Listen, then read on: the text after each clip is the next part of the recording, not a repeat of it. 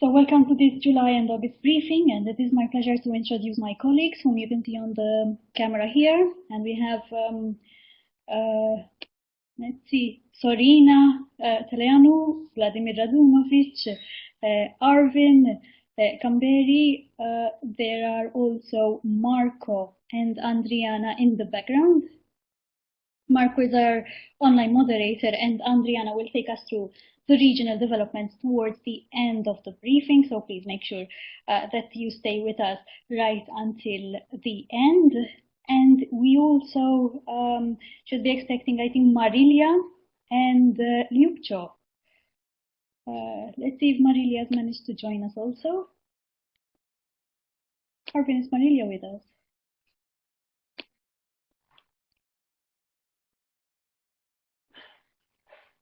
I am here. All right, excellent.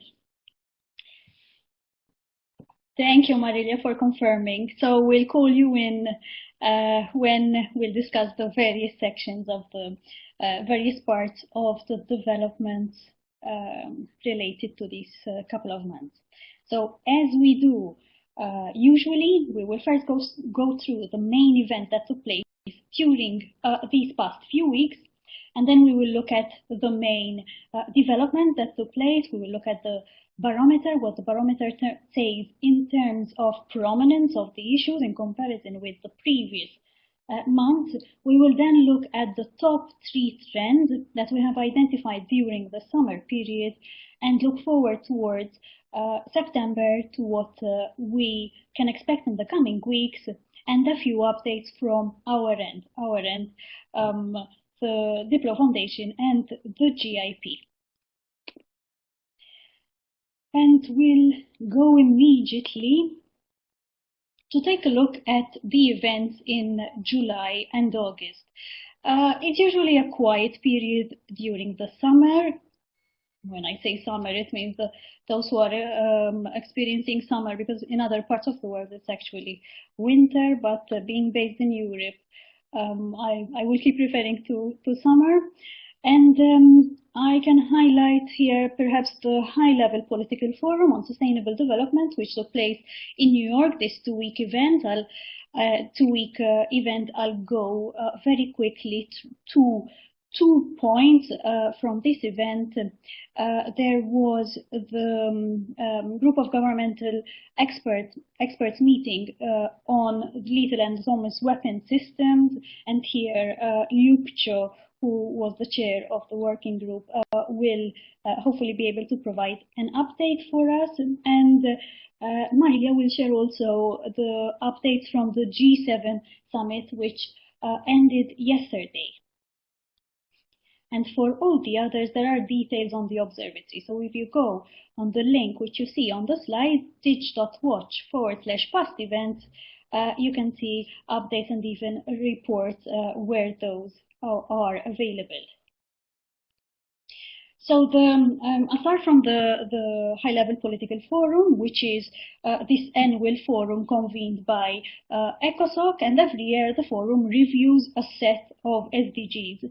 So this year it reviewed the SDGs related to quality education, to decent work and economic growth, to reduce inequalities, climate action, peace and justice, and partnerships for achieving the SDGs. Now, my colleagues Natasha and Katarina wrote a very good digest on the digital and the data-related aspect. It is posted on our blog post. When I say our, it's the DiploFoundation blog post, but we'll make sure to add the link in the digest of the webinar. And perhaps, Marco, you can find the link and post it even here right below. So, of the several aspects that we focused on, I'll just highlight 2. The first is related to the statements delivered by the heads of state during this forum. And the second is the link between technology and the SDGs. So by looking at all the statements delivered by the state officials during this forum, we discovered that not many states made a reference to technology. So from over 100 statements that we analyzed, literally by going through the text sentence by sentences, only 53 made a reference to technology. And in our research, we look at what these references were. But when you think about it, when you think about the fact that some of the goals, they need to be reached by next year, the references on technology, the number of references was quite low. So it's quite a poor, let's say, result, knowing that these targets are due very, very, very soon. So that's the first aspect. And the second aspect, from all the things that we looked at, was related to how digital technologies can accelerate each SDG. So we often hear that technology is super important for the achievement, for the attainment of the SDGs.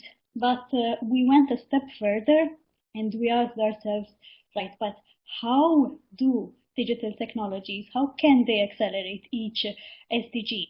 And in the same link, and I see that Andriana posted it in the chat there, in that same link, there is a very interactive visualization that explains and provides lots of examples of how technology can help achieve the individual SDGs and their targets.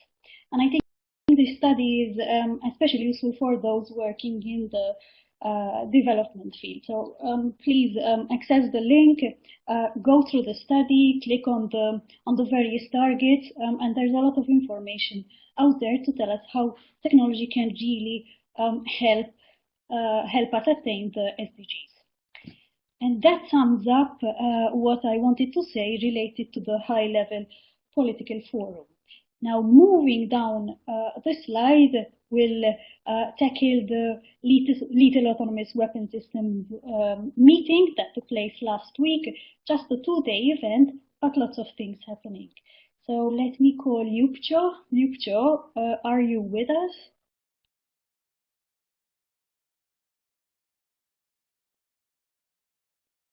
Hi, can you hear me? Yes, we can. Hi, Yupcho, and welcome to our briefing. Thank you for joining us. Yupcho, can you tell us what happened last week? Let me deal with the technology since I don't have an AI assistant to turn it off for me from this side. Trying to start it. Yeah. So thank you very much for the invitation, and it's good to always be back among Diplo friends. And especially since it's so evident that all of us, we can work on Diplo things and then do things and then we meet in this friendly environment. But this is obviously one of the issues that has taken the imagination of many people, because basically it has been put into our imagination, I think, by a lot of years of science fiction movies and these kinds of some fearsome, some not so, that have made the possibility of combining artificial intelligence and weapons something that we all should be concerned about. Yet at the same time, I think that this has also perhaps put into a framework for us that is not always helpful. And the framework I'm mentioning is that the whole discussion has been put under the phrase "kill robots." And as good as that may be, in order to facilitate that countries and citizens engage, it is also a gross simplification. And the reason I say that is because it has so far influenced, to some degree, to in a good way, but in other ways not so, the debate within the group of governmental experts on lethal autonomous weapon systems. Until a few years ago, the debate was focused on finding a definition of what exactly is a lethal autonomous weapon system, and that really wasn't going nowhere fast because of several reasons. First, because it's really difficult to define exactly what it is, and two, because many were not too happy to find such a definition, because that was thought of as a possibility of starting a policy outcome that was viewed by some to be the preferred one. So until as well last year, the whole discussion, as substantive as it has been into what exactly lethal autonomous weapons are and how they can function and what are the characteristics that we can describe them by and what are possible military applications and so on, and what is that essential human-machine interaction that we need to look at. At the end, it always came to, okay, so what is the policy outcome that we want out of this? What is the policy outcome that the GGE, and just to briefly describe, the group of governmental experts exists within the convention and certain conventional weapons. That is the framework under which it functions. So what is the recommendation that the GGE can make to the CCW, to the convention, to the meeting of state parties, of high contracting parties, of what should be the next policy steps? And this is where things have gotten stuck over the past few years. So in the beginning of the year, I as chair proposed that first of all, we need a common framework of understanding each other. We need a common language. And the language is given to us, and that is IHL, International Humanitarian Law. CCW is the key manifestation of IHL. It is a convention that treats certain weapons that are seen to be in some way or another against the spirit of IHL. So we've had landmines as amended protocol 2. We've had an attempt to develop cluster munitions, which wasn't successful. We've had incendiary weapons, so weapons that fire. We've had laser weapons as blinding laser. So all of these things have been seen as, in one way or another, in their nature, as opposed to IHL, the International Humanitarian Law. So this is why this framework has been chosen for this discussion by many. At the same time, CCW is a very flexible tool. It has 5 different protocols, each of them addressing a different type of weapon, and therefore one can, and each of those protocols is quite different. One of them is just one sentence. Others are quite detailed, etc., etc. So there's a lot of flexibility in how you approach the regulation of any weapon. Now, the difficulty comes to the point where we're not talking about a weapon. We're not talking about a landmine. We're not talking about a missile. We're talking about a combination of any existing weapon or any new weapon and AI. And this is where things are, becoming complicated. So again, there's a spectrum that can be explored of automation. You fire a missile, you give it a given context, you give it a certain radius, and then when the criteria are satisfied, the missile explodes. So there's an automation, and there's a higher and higher degree of automation in many weapons, as well as there's higher degree automation in many other machines that we're using around. But here, then we start going into what is the degrees of autonomy. And what are those degrees of autonomy, and what are we talking about? What is this? What are these algorithms that can make decisions in given context and given circumstances? How are they trained? What are they? And the GG has been incredibly open, incredibly constructive in approaching these difficult issues. We've really gone into trying to find all what I've kept on calling during the year degrees of granularity, the detail in each of these things, to start deconstructing. So in the beginning, as I said, I proposed this framework, an IHL framework, and I proposed a set of questions as a chair's non-paper to which states responded. At the same time, states asked me to really this year have an interstate dialogue. That meant that they did not want me to bring panel of experts in which the experts described this or that. They believed that it was time to have a more substantive interstate discussion with a view to something specific. So we had less days than previous years. We've had 7 days, and therefore I had to find a way to really have a constructive discussion with a limited number of days. We've had 5 days in March, and then 2 days last week, official days in August. And by the way, somebody give me some kind of a hint when I need to start talking and start wrapping things up. The official date, Yeah, I should. I'll interrupt a little bit. If you can speed it up a little bit, because we have lots of other trends to cover. All right, we had a good report last week, and we adopted it 315. It was a successful outcome that provided a good framework of discussion until the RevCon in 2 years, which is a different kind of a structure than before. We've had to make decisions every year, but now it's a 2-year program of work that focuses on legal, military, and technological work streams, each of them. We haven't agreed days. That's been left in square brackets between 30, 25, and 20 over the 2 years. But what we've developed, and which is one of the big things, is that we've developed on and in what I said earlier about the policy options. I took away all the policy options this year, and I took away the general debates item where we would have this naming and shaming possibility. So I've provided an alternative of what I've called a normative framework. So the development of a normative framework with a view to the review conference. And that has been achieved. It is now called a normative and operational framework with a view to the development to the RevCon in 2021. Following these work streams and really building on the conclusions that we've all worked on, we've adopted guiding principles. They were possible guiding principles last year. We've adopted them this year as guiding principles. We've added one more guiding principle, an essential one about that human-machine interaction, which was missing basically. So that's a very important addition. So between now and November, the meeting of high contracting parties at the end of November, there's left still time to find ways perhaps to still fill in square, especially those things that are left in square brackets.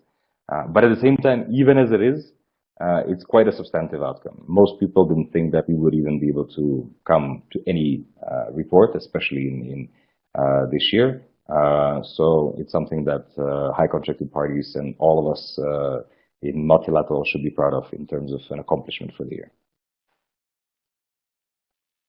Thank you, Ljubcha, for summarizing that. And as Marco pointed out, there is the report, I think, that gathers both on March and the August meetings there, and we're also preparing a summary with Ljubcha's help on what has been achieved. So Ljubcha, we will keep following the updates. You mentioned the upcoming event, so we'll definitely keep an eye on that. Ljubcha, please do stick around because we might have questions related to laws. I know that the topic is followed very closely by our colleagues in the room. But we'll move very quickly on to the G Summit, and give the floor to Marilia, who can briefly tell us what went on in France.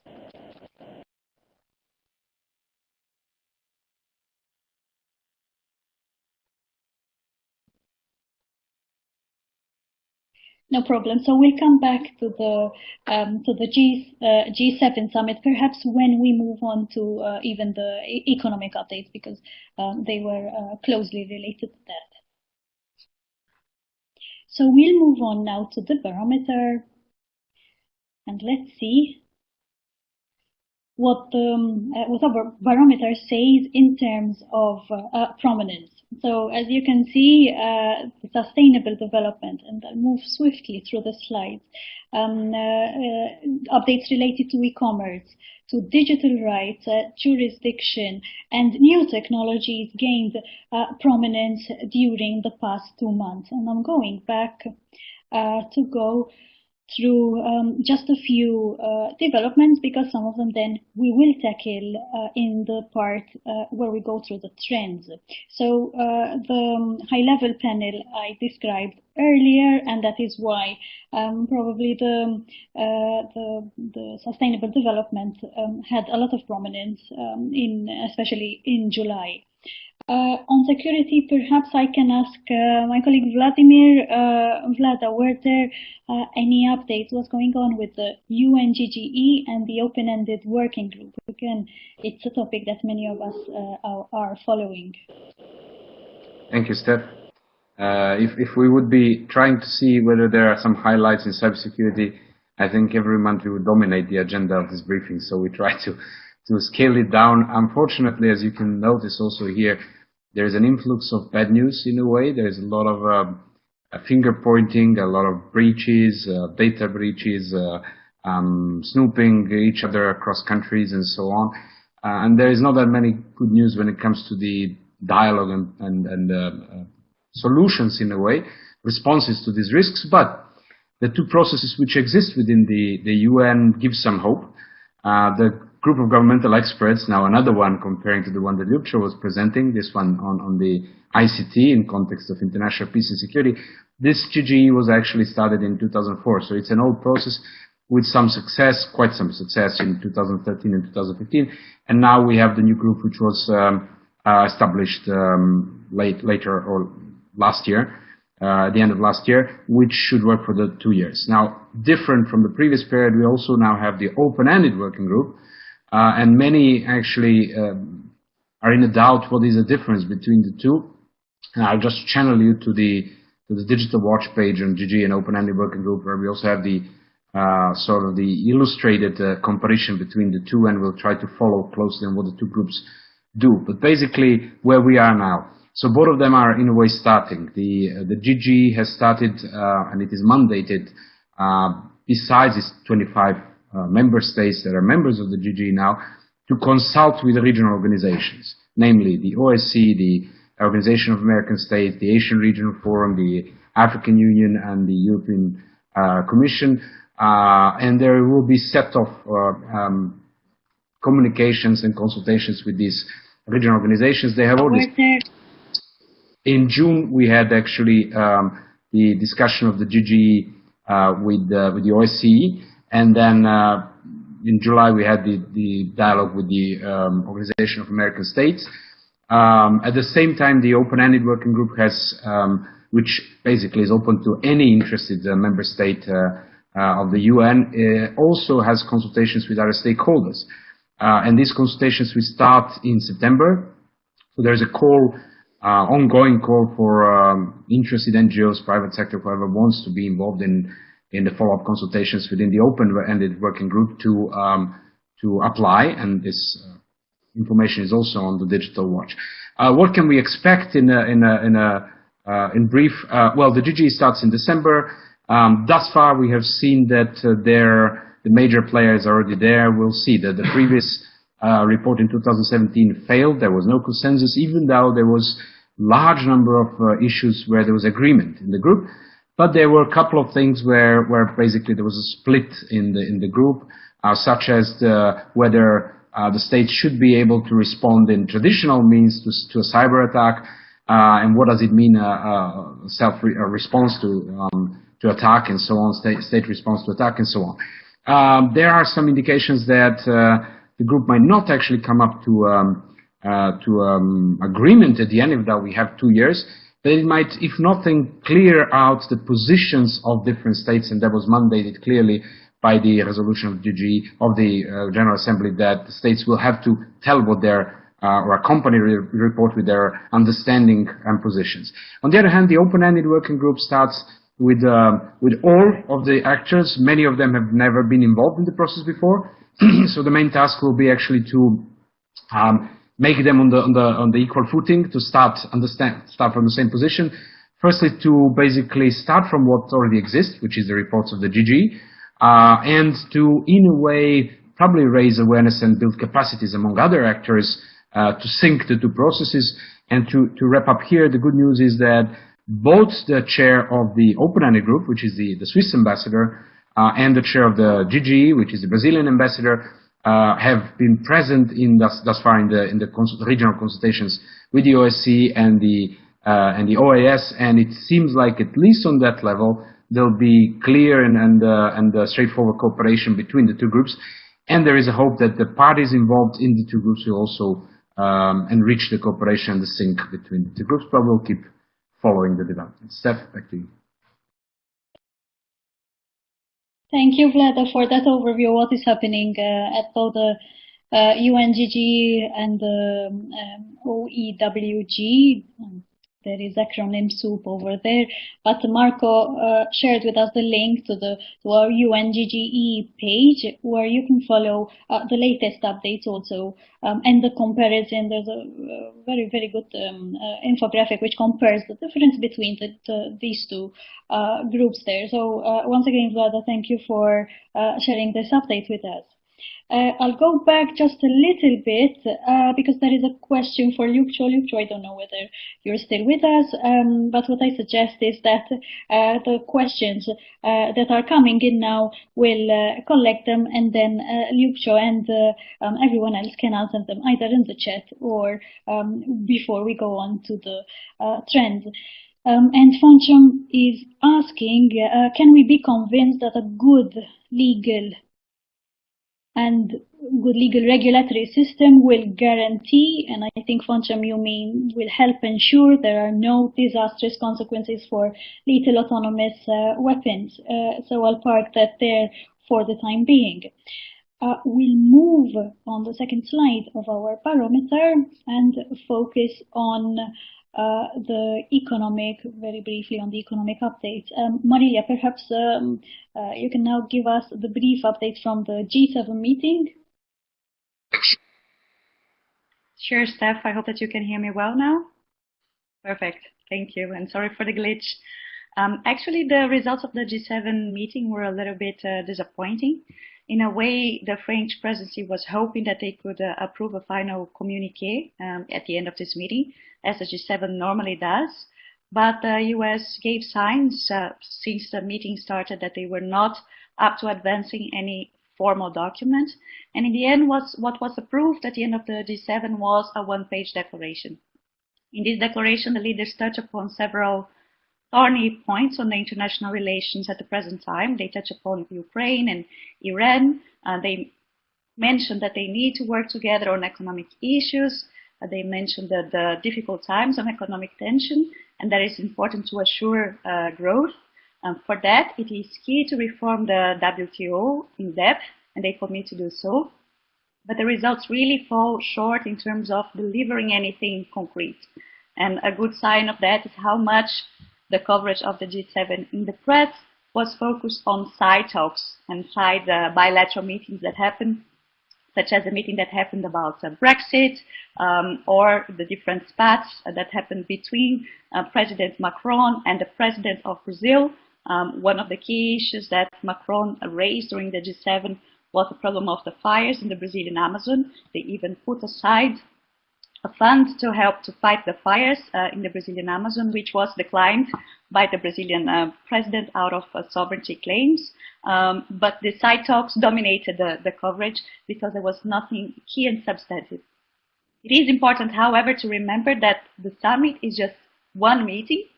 Before the summit, other meetings took place, and perhaps it's more interesting in terms of substance to refer back to the meeting of the financial ministers and other ministers that got together that approved interesting documents this year, but not at the G-Summit summit itself.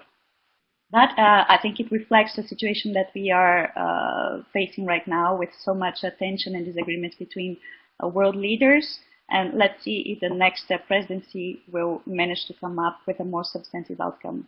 Over to you, Steph. Thank you, Marilia, for that update. And linked also to the G7 is the fact that finally the USA and France did reach a compromise on the digital tax, the tax that France introduced some time ago on taxing the tech companies. Just to recapitulate, the Parliament of France introduced this digital services tax of 3% on revenues generated from the French consumers by the largest tech firms. And France is one of those countries who have been pushing a lot on a new framework for taxing the tech companies. And I'll open a bracket here. The UK, seeing what France did, also proposed a 2% tax targeting the tax giants. But even before the law was actually passed, it attracted the attention of the US trade representatives, who said that the companies, the tech companies, obviously the large ones, are most of them are based in the US and Silicon Valley. These companies were being unfairly targeted, and so the US launched its investigation into this tax, and that opened the door to a potentially new trade conflict between the two countries. So we were observing that quite closely to see what was going to happen. But they struck a deal, and the deal basically says that until the OECD agrees on the new tax, France will keep the tax in place, but when the OECD passes the new framework, the new legislation, then France will do away with this tax. So luckily this compromise was reached, but we still have to see what other countries will be doing, whether other countries will go it alone approach and will create new rules individually. Also related to e-commerce is an update on Libra. So the Facebook's Facebook Libra CEO testified in front of the US Committee on Financial Services. And here is where I give the floor to my colleague Arvin Kamberi, who is following cryptocurrency extremely closely, and Arvin can update us on what is happening with Libra. So Arvin, over to you. Thank you, Stephanie. And nice to see you guys again after the short break. And in that break, actually at the beginning of July, on July 17, just a few days after the announcement of the Libra, US Senate actually summoned the Libra CEO and the main person for the Facebook blockchain project, Mr. David Marcus, on the hearing in front of the U.S. House Financial Service Committee. Mr. David Marcus was there for 2 days, like 8-hour hearing, quite extensive, and bipartisan committee was wanted to know many stuff around, basically mostly around regulation of Libra. Let me just quickly sum up what happened at that hearing in 5 short points, which are actually describing the whole event and developments in August around Libra. Well, first of all, Mr. David Marcus was quite firm to promise that Libra will not launch before all regulatory uncertainties are clear. So even if it's announced for early 2020. Facebook and Libra will actually not be launched before all regulatory uncertainties are clear. This is something we heard from Mr. Marcus many times during this hearing.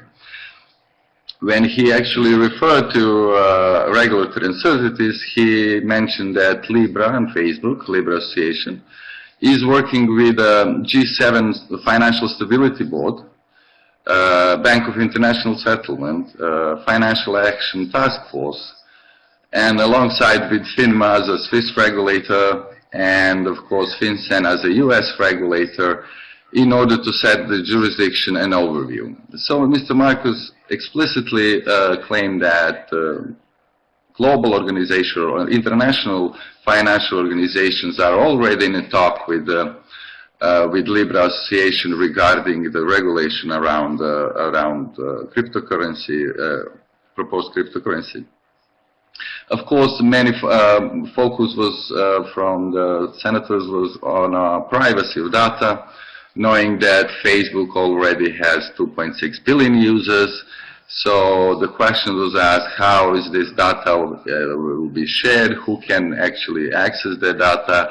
Or will this data actually be interlinked between Facebook services and the future cryptocurrency?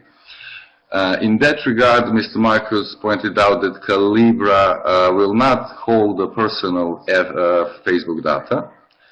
Calibra is subsidiarity of Facebook, and it's a company who's gonna handle the electronic wallets for receiving and sending this cryptocurrency, and will manage the blockchain. So Calibra, the future electronic wallet, will not contain any data from the Facebook environment. And this is, of course, we have to trust this, but he was quite firm that data which someone shares on Facebook will not be immediately transported into the Calibra or Libra payment services. In order to prevent this data interleaked, let's say, every new user of Facebook currency will actually need to upload their ID and go through the full Know Your Customer procedure in order to use cryptocurrency. As a fourth point, Mr. Marcus explained the association around Libra called the Libra Association, which will hold and manage backing for the Libra currency. And it will hold and manage a large fund which will back the Facebook cryptocurrency. Plan is to have 100 companies in this large consortium called the Libra Association, and Libra Association will be based in Geneva. Answer the questions from the representatives in the Senate.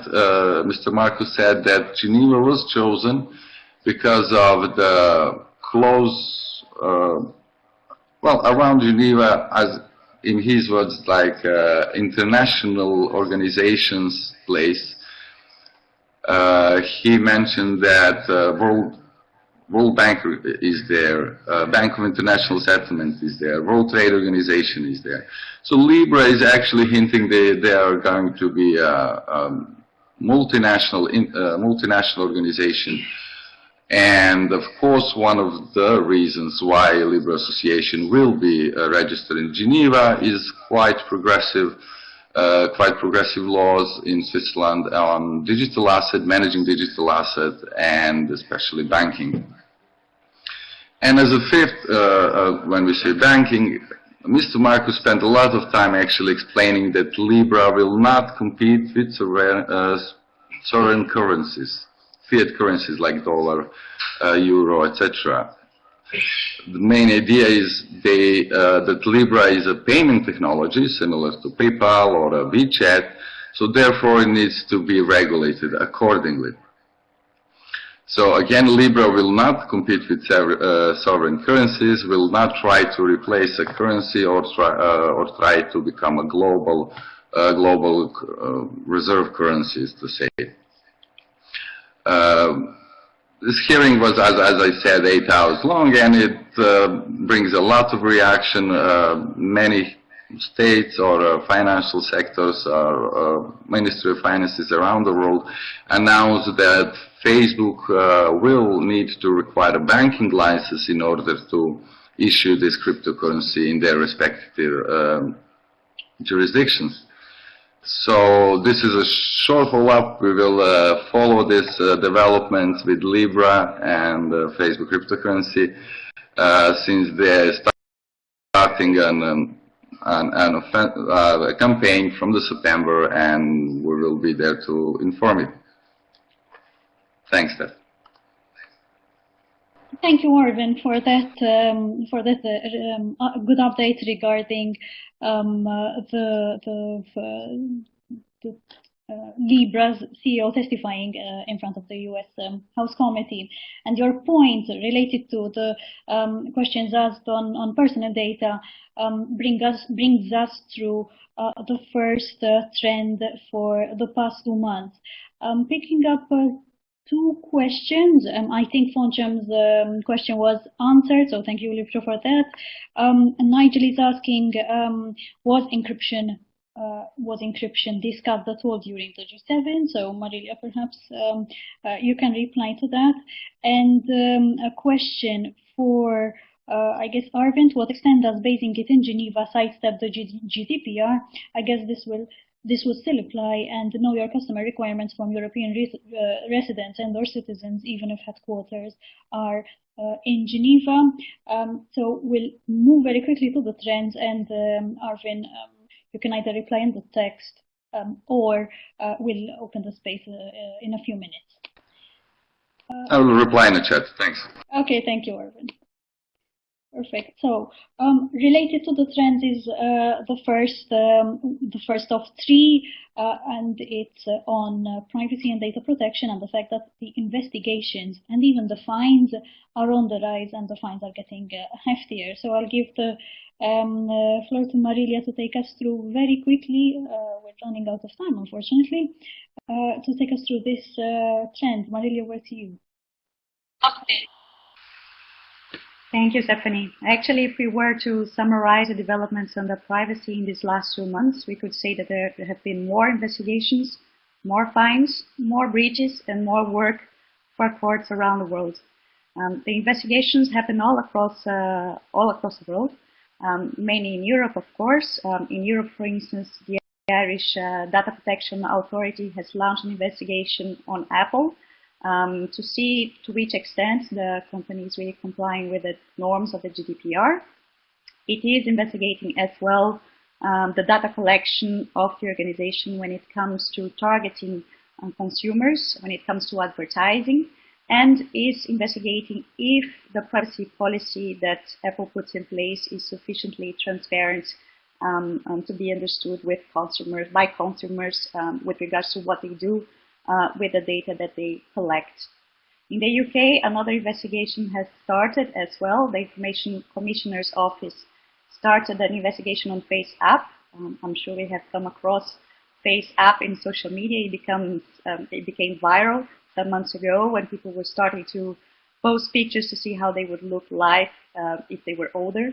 So there is an investigation going on FaceApp in the UK with regards to data collection as well. In the US, there are also investigations taking place, this time with regards to privacy of children. So there was a deposition before the US Senate investigating this issue. And not only in the Western world, in China as well, there have been investigations on certain apps that have asked for more data than they should to actually function. So they're over asking for data from consumers, and it's not clear why. So the Chinese emergency responsive team is telling the government that some national action is needed on this regard with regards to over-collection of personal information. On the private sector, it's not only internet companies that have been under attention. Mercedes-Benz, it's been one of the companies that now under the spotlight because apparently the company has been tracking users of vehicles that do not pay for their vehicles. So it's using their technology, their tracking system to actually track those vehicles down to be able to apprehend them in case of non-payment. And this will be probably another investigation will take place with regards to this case too. As I said, besides the investigation, some cases have moved forward and have come to the moment in which fines are actually being applied. One of them is Equifax. Actually, in this case, there was a settling, and Equifax is going to pay $700 million to settle the case. This case has been going on since 2007, so it's nothing new there, and the company finally decided to settle. British Airways as well has been fined in the past couple of months for 183 million euros for not protecting the data from their consumers in a good manner. FTC has been very active in the United States too. They fined YouTube over handling children's data over to third-party companies, and Facebook has been fined as well by the FTC with a record fine of $5 billion. But people are saying that this is actually a slap in the hand for Facebook, and more needs to be put in place by the company to actually comply with what is expected in terms of protecting the privacy of consumers. The fine is just a side of the story. The FTC is asking for changes as well in terms of privacy governance inside the company. There should be a council to examine the privacy policy of Facebook composed by independent people as well. There have been more breaches, nevertheless, they never end. In this case, one that has really called our attention has been the breach with regards to the Bulgarian tax authority. The tax information of a large part of Bulgarians have been breached. Their names, their addresses, many times how much their income is. So that poses a lot of security issues as well to these people. And this has been one very serious case of data breach that happened recently. Courts are being called to regulate in this area of privacy. One very active court continues to be the Court of Justice of the European Union. They have been called to examine a couple of cases these last 2 months. One of them related to the embedding the like button on websites, and another one is the European Commission that has asked the court to examine the non-compliance of Spain and Greece to norms of the GDPR. There has been regulations on privacy and protection of privacy, not only the GDPR, but also another law related to the protection of data in the circumstance of criminal investigations. And this law in particular has been of concern when it comes to the transposal in Spain and in Greece. And there is going to be perhaps an opinion and a decision of the court in relation to that. So courts have been very active on privacy issues. Over to you, Steph. Thank you, Marilia, for the update on all the privacy investigations and all the fines and the criticisms about just being a slap on the hand, and all the cases being tackled by the Court of Justice of the EU. Indeed, privacy is very high up on the agendas, and it intersects with a lot of the other issues that we mentioned. Moving on to the second trend we have identified, and we're asking whether it is indeed the summer of internet shutdowns, because the internet access was disrupted in so many regions. For instance, in Kashmir, where the crisis has unfortunately worsened, and here the Special Rapporteur on Freedom of Opinion, David Kay, criticized India quite a lot. He basically said that he couldn't think of any democratic country that repeatedly shuts down the internet for whatever reason, and I quoted him. Internet disruptions also in Indonesia, Algeria, and Russia during the protests. But on the other hand, access seems to have been restored in Sudan, and maybe here, while I mention the countries, if there are any of our colleagues from these countries, maybe you can confirm this if you're with us. I think it's safe to say that access has been restored. So in Sudan, there was a court order which directed the telecom companies to restore the internet services. At the same time, the legal advisor of Sudan's president did call for the internet ban to be put in place again. Access also restored in Mauritania. There was a 10-day blackout, and in Chad, it's actually the social media restrictions which were lifted after a year. And so, as we can see through a very brief roundup of all these countries, there is this alarming trend that governments are increasingly resorting to shutting down the internet or stopping access to social media wherever there is unrest, and obviously prompting a lot of criticism from activists, from human rights organizations, especially the one point that was mentioned over and over again is the fact that the shutdowns lead to increased violence rather than tackling the unrest. So that sums up our second strand, which we will also look into in more depth in our newsletter, but I'll mention that in a little bit. And on to our third trend. It shouldn't come as a surprise because artificial intelligence developments are so prominent every month, and I'll invite my colleague Sorina Seleanu, who will take us through what has happened in AI developments and in AI policy in the past 2 months. Sorina, I think we just have a few minutes before we move on to the regional developments. Over to you, Sorina. Thank you, Stephanie. Hello, everyone. I hope well.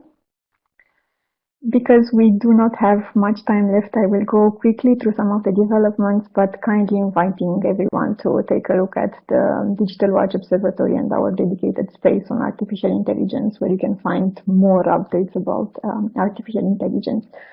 So, as Steph said, it was indeed another busy summer for artificial intelligence, and I'll start with some updates about new applications of artificial intelligence, because we see a lot of scientists and also companies working on new ways in which artificial intelligence can be used in practical applications. For example, at the intersection between artificial intelligence and health and medicine, scientists at the Flinders University in Australia announced that they have used 2 AI programs to develop a flu vaccine, which is going to be put to trial quite soon, so that's an interesting update. Then there were a few developments from the field of the so-called brain-machine interfaces, basically the devices that are supposed to allow direct communication between the human brain and external devices like artificial limbs. And probably the one that raised most interest and maybe the most debates was the announcement from Elon Musk's Neuralink company about their progress as they call it, on these brain-machine interfaces. The system they have described is quite complex and quite interesting, though there were a lot of questions being raised about how much of it is actually ready to be put in place and how much is still in the field of wishful thinking, maybe. I won't go into detail, but please have a look at what they have announced, and our short update on the Digital Watch explains it briefly.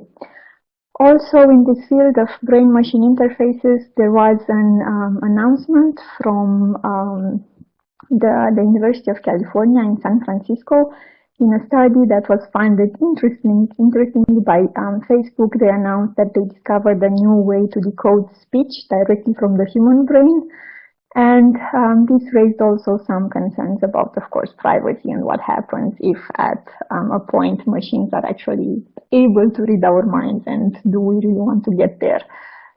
And there were 2 quick updates from Google. In one of them, the company explained a bit how it's working on the so-called Project Euphonia, an initiative aimed to use artificial intelligence to improve the ability of computers to understand more diverse speech patterns, so not only normal speech, but also the speech, for example, of people with disabilities in speaking.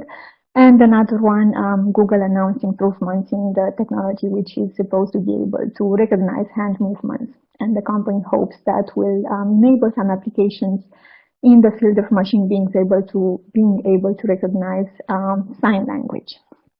Then, I guess this is not surprisingly either, there were quite a few updates in the field of facial recognition technology, which again raised concern about privacy implications, the risk of bias, and other unintended consequences. In the US, a few developments. First of all, Oakland became the 3rd city to ban the acquisition and use of facial recognition technology by municipal agencies. Then the US presidential candidate for next year, Bernie Sanders, announced that if he is going to be elected president, he will put a ban on the use of facial recognition by the police. And then some other privacy concerns being raised by the use of the technology, for example, in airports in India or in CCTV cameras in London. And a few other updates related to this, but interestingly, all these concerns are not stopping companies from continuing to develop their technology. And one announcement came from Amazon, which said they brought improvements to their controversial technology, one of them being that the technology is now able to recognize fear. We'll see how that works. And quickly, a last thing. We saw over the past few years quite a few states developing national plans and strategies for artificial intelligence. Over the summer, this trend was a bit slowing down or being a bit quiet. And in this regard, there was an announcement or an article from The Observer, which was citing diplomatic sources saying that many of the EU member states are actually apparently needing more time to develop their AI strategies. And among these countries, Croatia, Cyprus, Hungary, Slovenia, Spain, Austria, and a few others. So although the European Commission invited EU member states to come up with these strategies by mid-2019, it seems this is not actually going to be the case. And the last quick update, the upcoming European Commission President, Ursula von der Leyen, announced that she intends to work on some sort of legislation for what she calls a coordinated European approach on human and ethical implications of AI. There are not many details about what this actually means, but it will be interesting to follow and see what exactly this will mean for member states and for companies, I guess. That's it quickly. Again, there were many other updates, so please do have a look at our dedicated page, and I will share the link quickly in the chat. Thank you.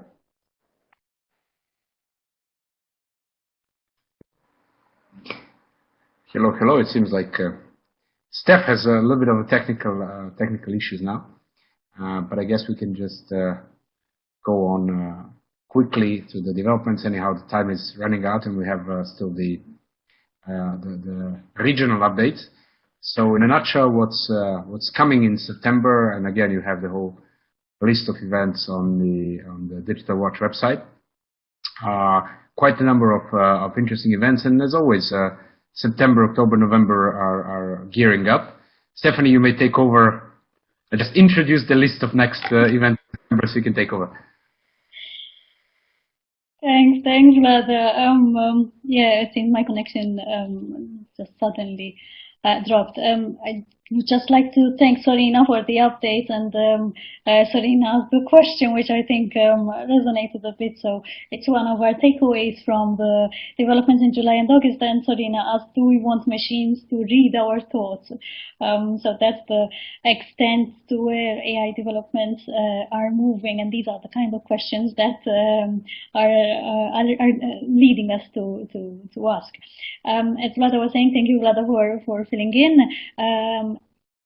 September is picking up in terms of the event, and perhaps here I'd mention the first meeting of the open-ended working group, which, Vlada, you mentioned already. It's taking place in New York, and obviously we'll be following that, and also the Human Rights Council, the 42nd session, also in Geneva. And as you can see, even more events on our observatory, so dig.watch/events for the full list, and if you are missing something, please do let us know. Also, we'll be, as usual, having updates, reports from some of these sessions. For instance, Human Rights Council, digital-related sessions from the Human Rights Council will be covered by the GIP, so you'll find the reports on the observatory.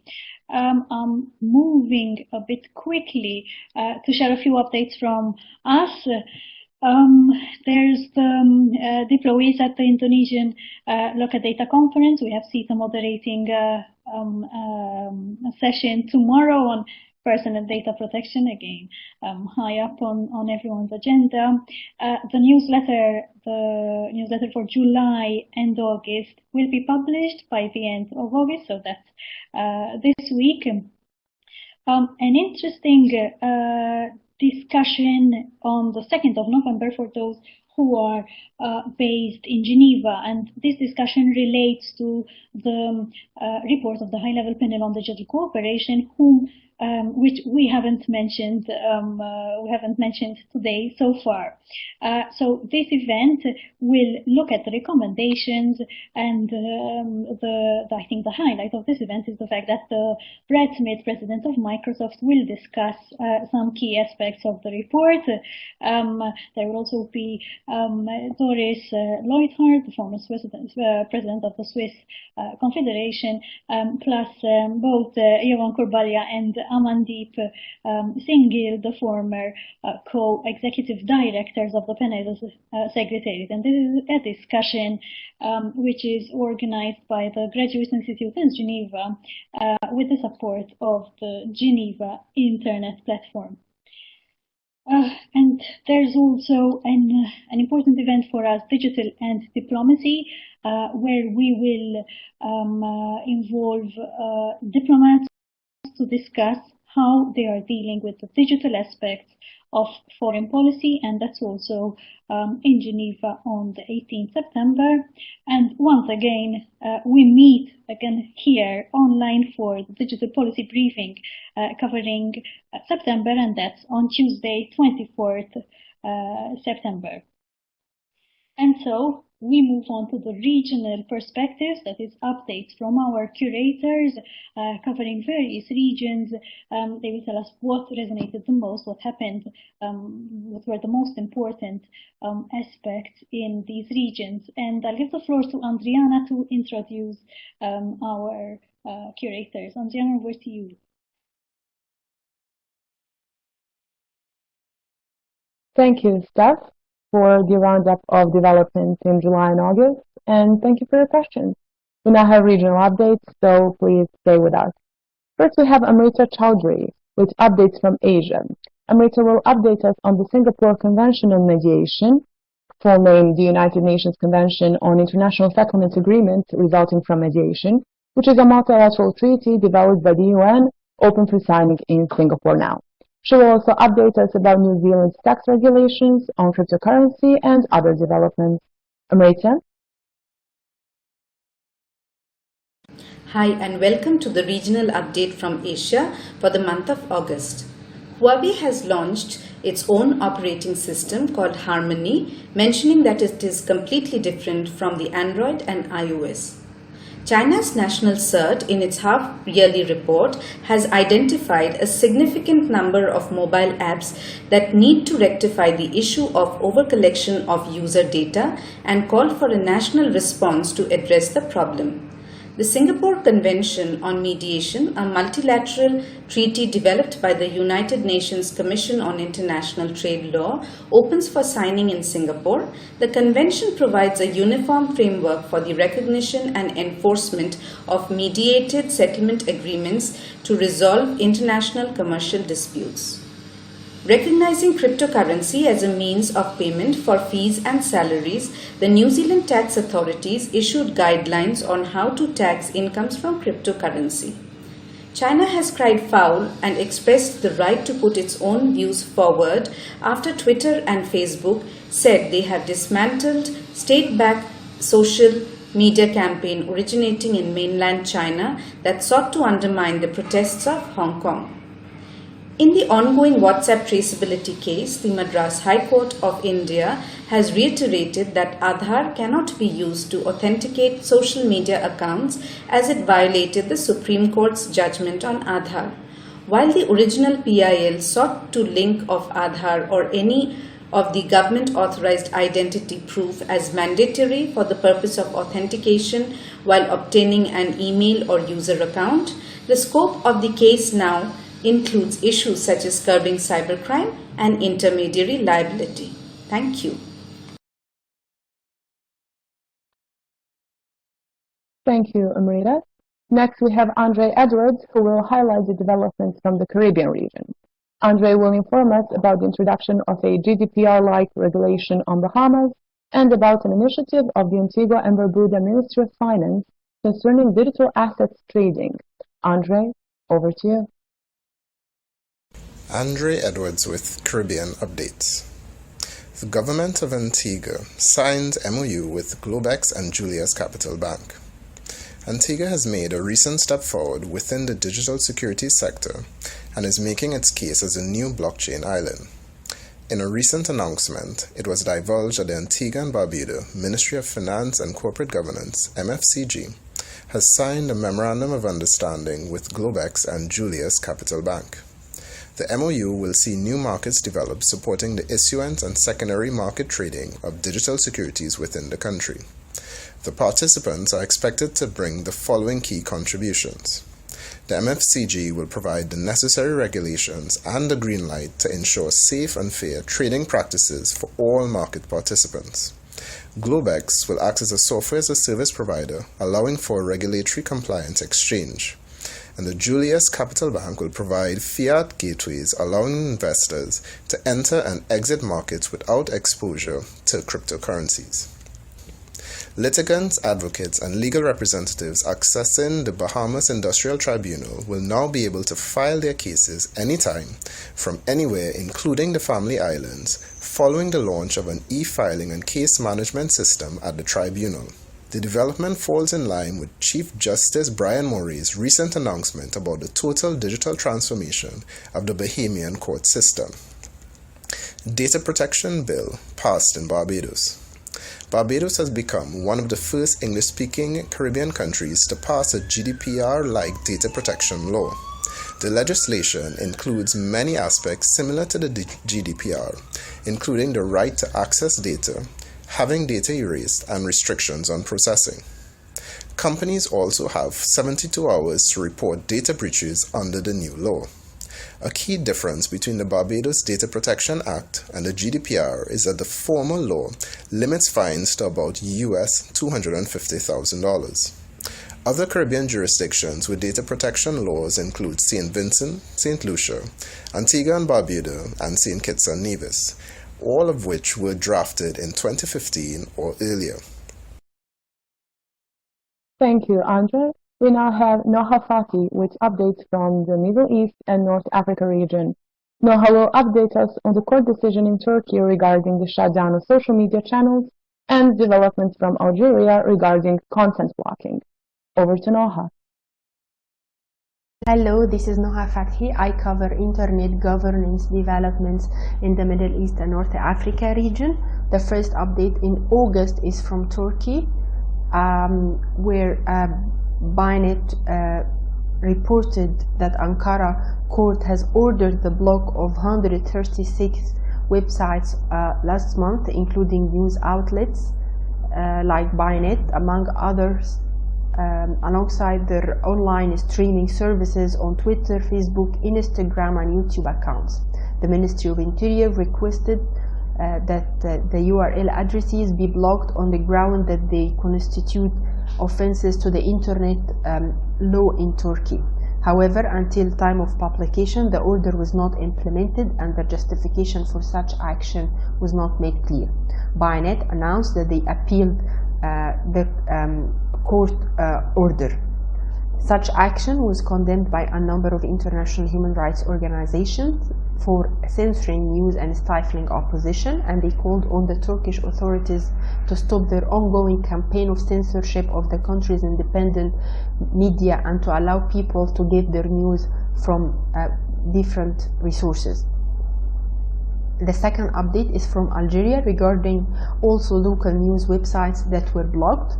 According to the Committee to Protect Journalists, 3 independent news websites were interrupted in Algeria amid the protests for political reform that erupted since 5 months ago. These websites include Interlemi Algérie, Observe Algérie, and Algérie Patriotique, which disappeared between the 25th of July and the 5th of August. Also, YouTube, Google Translate, Hangouts, and other Google services were reportedly interrupted separately for a few hours on the 8th of August in an outage consistent with methods used to restrict online content as reported by NetBlocks. Thank you.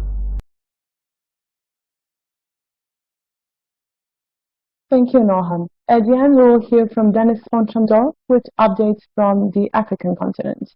Dennis will update us on the discovery of a new hacking group which targets telecommunications and gas companies in Africa, and on the African Peering and Interconnection Forum hosted by Mauritius. Dennis, please go ahead. Hello everyone, this is Foncham Dennis with Internet Governance updates for the month of August for the African region. I started Mauritius where from the 20th to the 22nd of August 2019, Balaclavia, Mauritius hosted the African Peering and Interconnection Forum, AFPIF 2019. The annual meeting, which started in Kenya in 2010, brings together all stakeholders involved in the growth of Internet in Africa. Andrew Sullivan, President and CEO of Internet Society, while noting that AFPIF has increased the level of traffic exchange in Africa, stressed the importance of the meeting in building a community that promotes internet growth in Africa, identifies challenges and spreads understanding. AFRI's goal is to increase the level of local content exchange in Africa to 80% by 2020 and to bring all countries and service providers participate.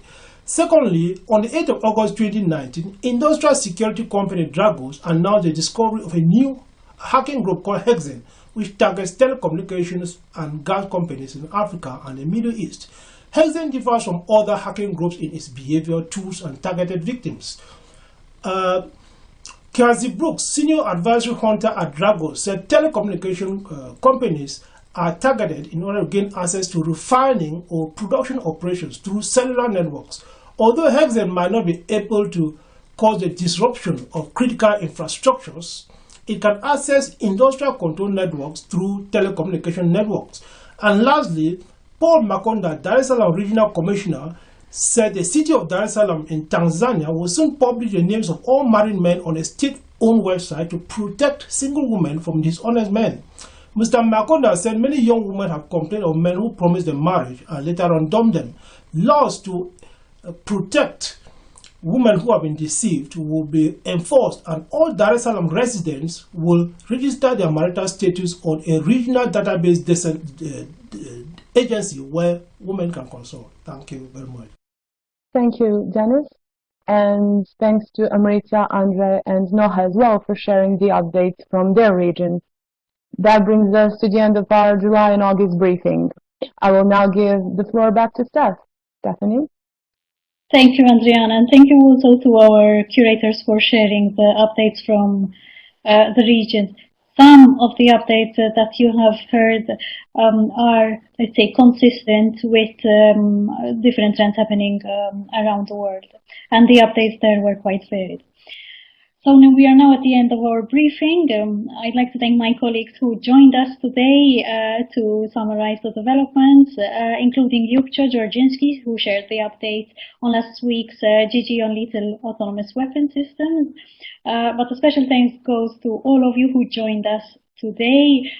Thank you for your time. Please do download the newsletter, which will be available on the observatory at TheGIP by the end of the week. And see you again next month. Thank you for joining us.